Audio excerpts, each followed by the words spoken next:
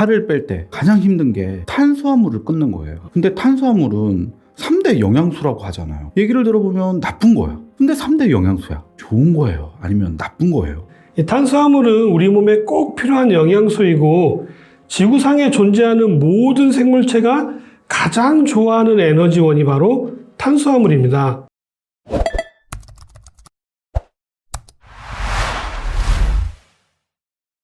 제가 질문 하나 드려볼 텐데요.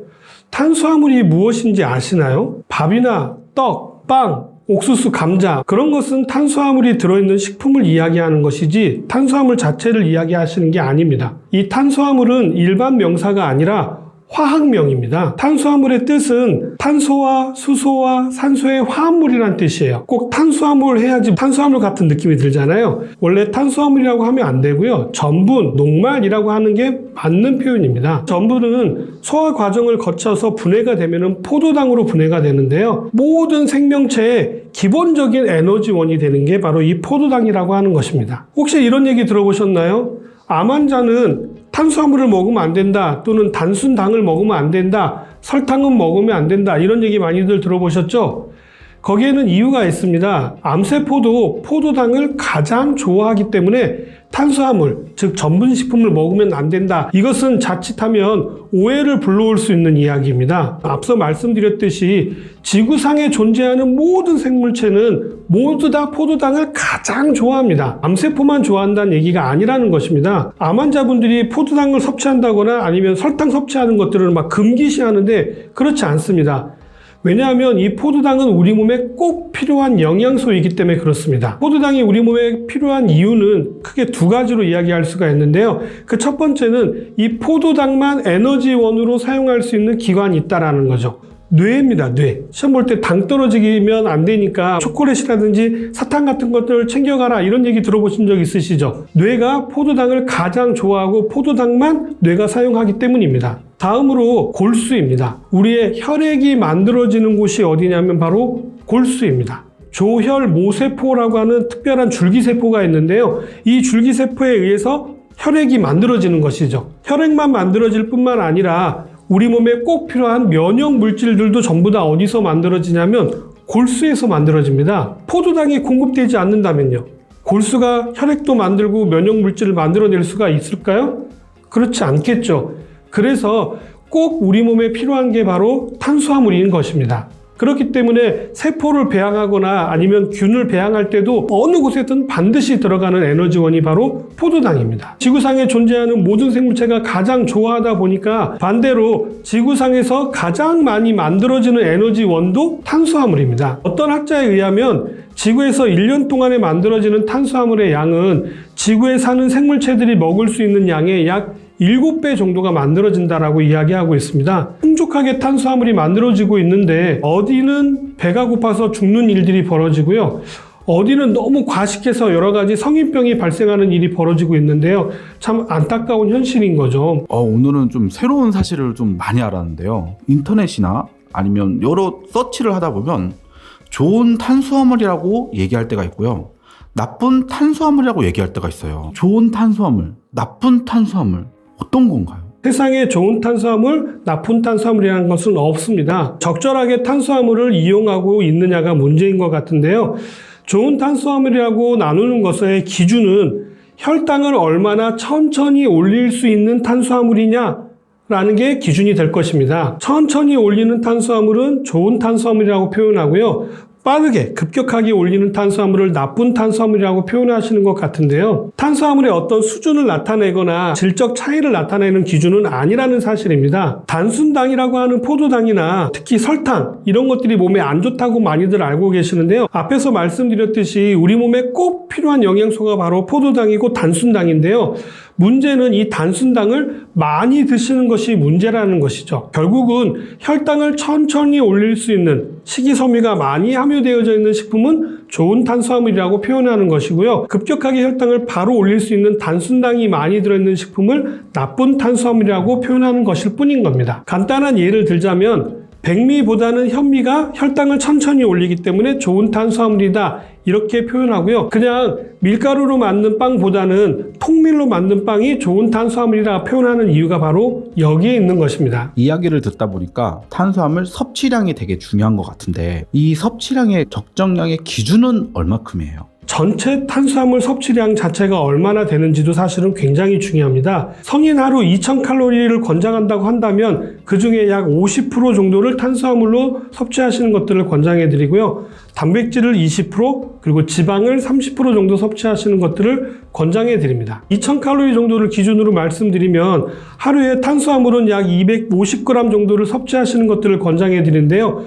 탄수화물 250g이라고 하면 밥 3공기 정도를 이야기하는 양입니다. 하루에 밥 3끼 드셨다면 더 이상의 탄수화물 섭취하시는 것들을 적절하게 조절하시는 게 필요하다는 이야기고요. 이상의 탄수화물 섭취하시는 것들을 피하시는 게 좋다라고 말씀드리는데요.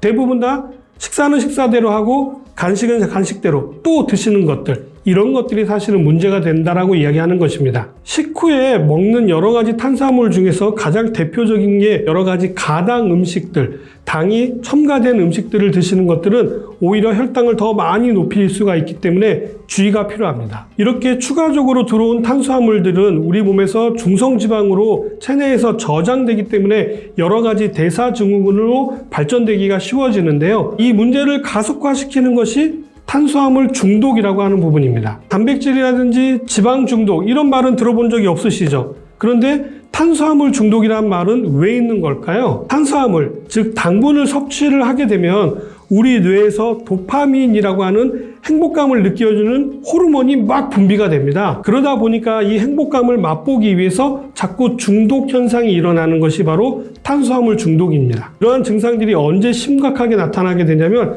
스트레스를 많이 받게 되면은 뇌는 더욱더 도파민을 갈망하게 됩니다. 더 많은 도파민을 얻기 위해서 더 많은 탄수화물을 섭취하려고 하는 그런 일들이 벌어지는 거죠.